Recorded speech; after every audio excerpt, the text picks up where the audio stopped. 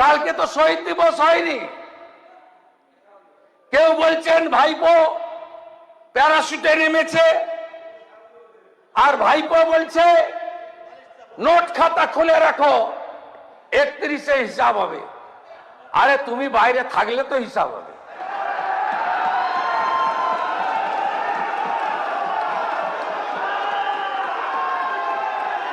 চৌঠা মেয়ের পরে ডায়মন্ড হারবার গেছো, জোকা পেরিয়েছ, যাও না ডায়মন্ড হারবার, পান্নালাল হালদার নিয়ে যান চ্যাম্পিয়ন এমপি কে। যান নিয়ে। টেস্ট কেস হয়েছিল ফলতায় টেস্ট কেস।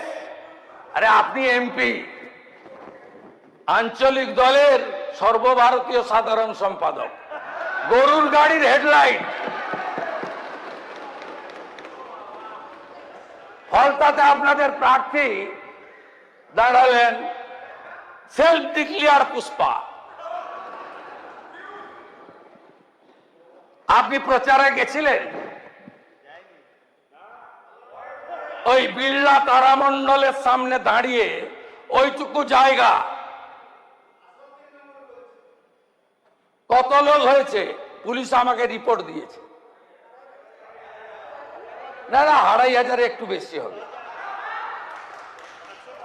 আরে 40,000 পঞ্চায়েতের চোর আছে, তার 10% এলেও তো 4000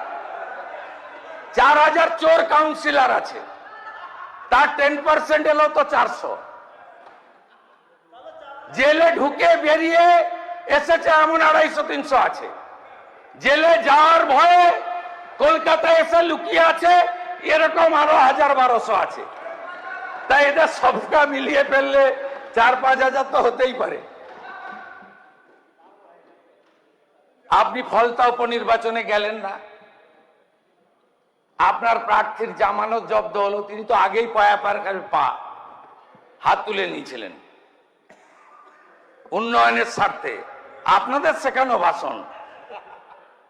আমরা ওদিকে 77 ছিলাম, একজন একজনকে ডাকতেন। কিছু সাংবাদিক বন্ধু কুনকির কাজ করত, ডেকে ডেকে নিয়ে যেতেন, কি চাই। কি অদ্ভুত! আগের স্পিকার কোথায় পালিয়েছে? 2011 থেকে 54 জনকে দল বদল করিয়েছে। 10th শিডিউলে নেই, এখন বলছেন ভাঙিয়ে নিয়ে যাচ্ছে, চলে যাচ্ছে। 54 জনের দল বদল করিয়েছেন, তখন লাগেনি না? দেখ কেমন লাগে। সেদিনই বলেছিলাম করবেন না, পৃথিবীটা গোল। আমরা করতে চাইনি, কিন্তু আপনারা যা যা করেছেন ভগবান সব একদম সুদে আসলে দিয়ে দিচ্ছে। আপনাদের 213 ছিল, তারপরেও আপনাদের এদিক থেকে এমএলএ নিয়ে যেতে হয়েছে ভাঙিয়ে ভাঙিয়ে।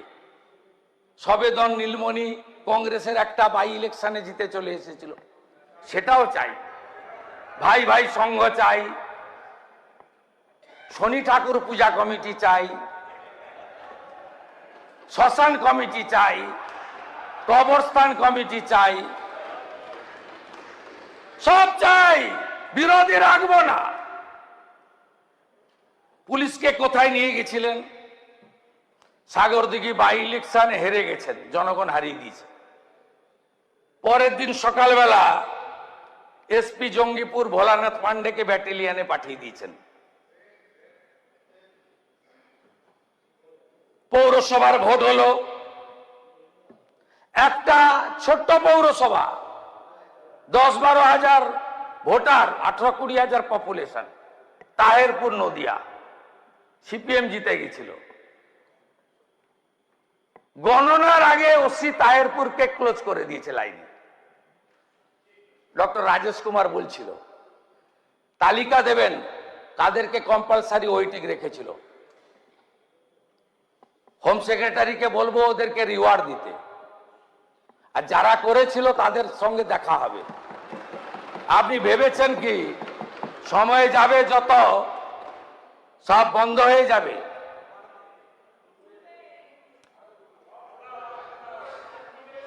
এই ভাইপোপন্থী তৃণমূলের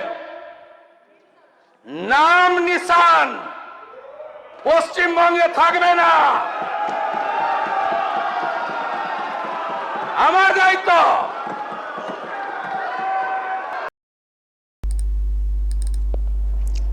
দর্শক, আজকে বিধানসভাতে ফের আগুন ঝরা বক্তব্য রাখেন মুখ্যমন্ত্রী শুভেন্দু অধিকারী। বিস্ফোরক।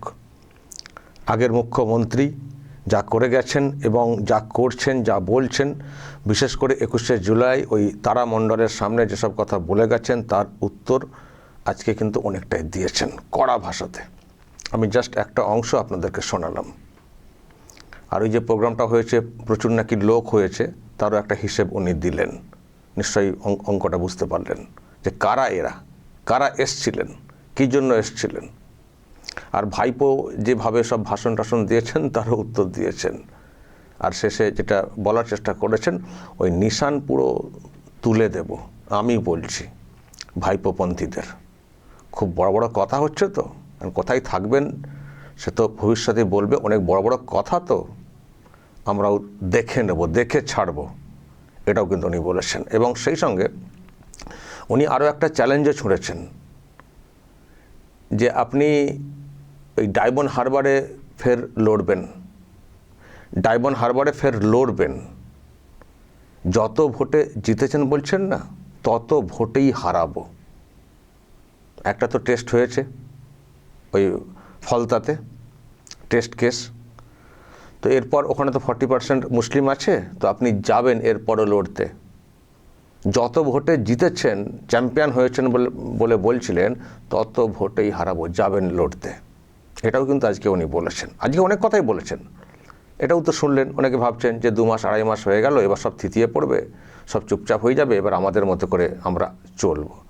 আজকে বলেছেন, আরও একটা অংশ তো শোনালাম, আরও বলেছেন কাউকে ছাড়বো না, ভুলে যাওয়ার কোনো ব্যাপার নেই, পর পর সব কেস হবে, যারা বেরিয়ে এসছেন তাদেরকে ফের ঢোকানো হবে, নতুন আইন করা হয়েছে সেই আইনে বাঁধা হবে, আরও তদন্ত সব তদন্ত কমিশন তৈরি হয়েছে, সেখানে অভিযোগ হলে তার ভিত্তিতে ব্যবস্থা হবে। ভুলে যাওয়ার লোক আমি না, ভুলে যাওয়ার কোনো জায়গা নেই। যা করেছেন তার সব পাই টু পাই হিসেব হবে।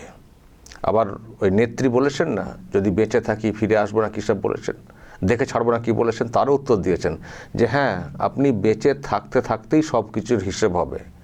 আপনি বেঁচে থাকতে থাকতেই দেখাবো আপনি কি করেছেন, কি করে গেছেন, সব হিসেব আপনার জীবদ্দশাতেই হবে, খুব দ্রুত হবে, ছাড়বো না, সেটাও কিন্তু বলেছেন।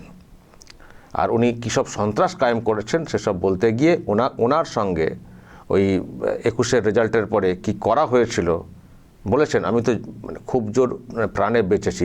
আমি দর্শক সেটাও আপনাদেরকে একটু শুনিয়ে শেষ করব। অনেক কথাই বলেছেন, আমি তারই একটা বড় অংশ শোনালাম, ফলে আমার আর নতুন করে ব্যাখ্যা দেওয়ার কোনো প্রয়োজন নেই। তো দেখুন, ওনাকে যে মেরে ফেলার চেষ্টা হয়েছিল সেই বিষয়ে আজকে কিন্তু উনি উত্থাপন করেছেন। দেখুন, আমি যদিও সব সমর্থন করি না ডিম ছোড়াকে, এখন তো লোকজন তার আক্রোশ ক্রোধে ডিম ছুটছে, আমি সমর্থন করি না। এটা বাংলার সংস্কৃতি নয়। পুলিশ অ্যাকশনও নিয়েছে, কিন্তু তারা ডিম ছুটছে। আর আপনি আমার উপরে কি করেছিলেন? রাত্রি 10টা 15 এত বড় বড় পাথর। আমি যদি সিআরপিএফ এর বুলেট প্রুফ গাড়িতে না যেতাম, আমি যদি আমার নিজের প্রাইভেট গাড়িতে যেতাম, সেদিন সার্টিফিকেট নেওয়া তো দূরের কথা, মৃতদেহটা পাওয়া যেত। এখন কিছু ডিম ছোড়া হচ্ছে না, ডিম থেরাপি, সেটাকে নিয়ে এ করা হচ্ছে।